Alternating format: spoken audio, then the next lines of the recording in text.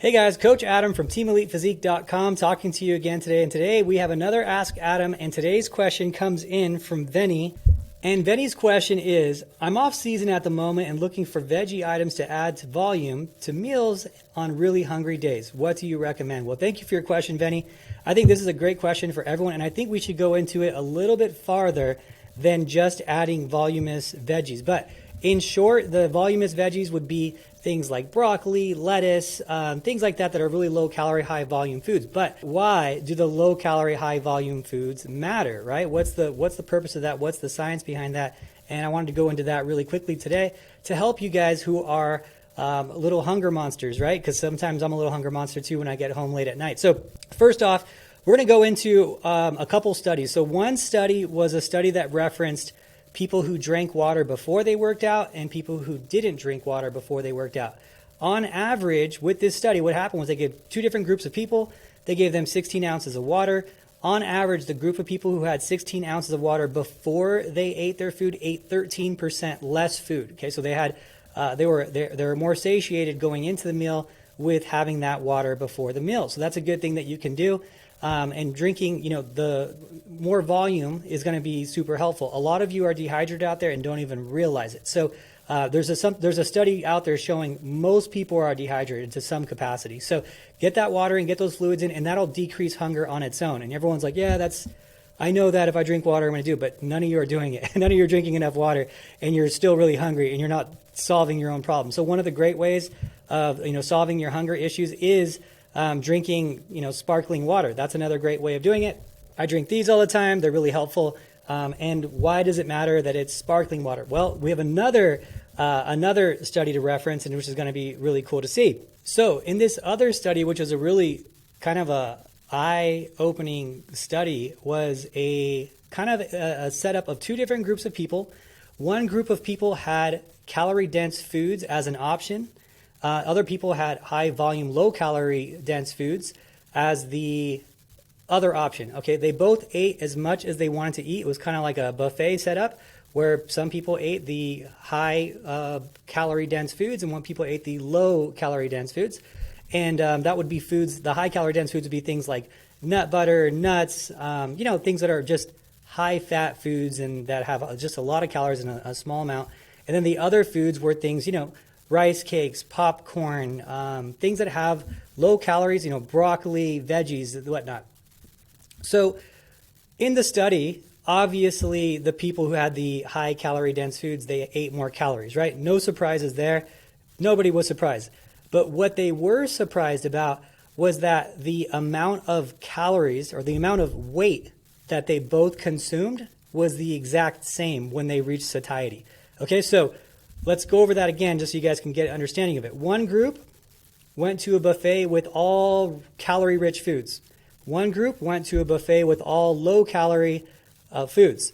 At the end, obviously the group who had the high-calorie dense foods had more total calories. But both groups, gram for gram, got full at the same amount of grams. Okay, so let's say they all got full at 250 grams. Well, the 250 grams from high-calorie foods was obviously a lot more calories than the 250 grams of weight from the low-calorie food. So what does that tell us? Well, it tells us that you have kind of a set point of how much volume you can eat. Now, how you choose to eat that volume can be very strategic or it could be very dumb, right? You can just eat nut butter, and most of us can eat a half a jar of nut butter, no problem. But it would be really hard for us to eat the equivalent in popped corn, right? So if we ate popcorn, it would probably be, to get that many calories, we would need like bags and bags of popcorn. So we're not going to be able to eat all that. So what does that tell us to do? Okay, how can I manipulate my foods to have more satiety? Well, obviously, drinking water. That was a big one. We already talked about it. Having food that has more air in it. Popped corn. If you're having let's say you're having oatmeal and whey protein in the morning, right? That's like a medium calorie dense food. What if you blended that same meal and then you made it a pancake with air trapped in it and it's more volume? What if you're drinking sparkling water that traps more air volume in you, right? What if you had, calorie dense foods before you ate your meals? You had broccoli. What if you drank water all the time? You drank water before you ate every meal. You drank 16 ounces of water before you went into every meal. We're going to have a lot easier time dealing with the hunger that comes with this stuff. And when we're going into prep, I mean, we are pushing our limits, but there are ways to make it a little bit easier. There's no way to ever eliminate being hungry, I think, for most people at least.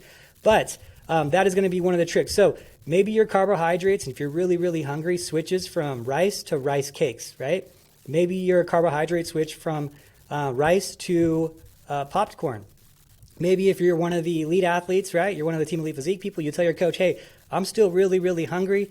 Maybe you exchange out some nut butters for some more carbs, right? You're going to get a lot more volume in a carb than you are in a nut butter, right? Maybe you trade off some fats for some carbs. Maybe you go with a different protein source like eggs, which is more volume than a dense, lean chicken breast, right? So there's a lot of options in doing that. And another one, which was really cool, that I saw was actually in protein shakes. Instead of having a protein shake in a shaker cup, blend it in a blender, trap some air in there, and then it's more volume and you're more full for a longer period of time. If you're drinking 2 to 3 protein shakes a day, you could see how much that can really add up.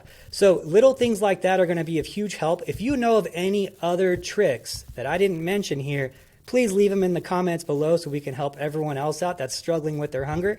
But the main things, drink your water, eat low calorie, high volume foods, always drink that water before you have your meals, switch your carbs up, your veggies up to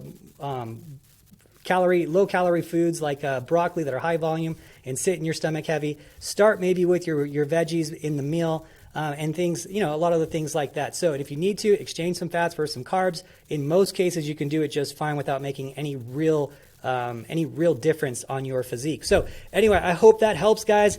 This was a fun one. Anyway, thank you so much for listening. Remember, teamelitephysique.com for online coaching worldwide. Thank you guys so much.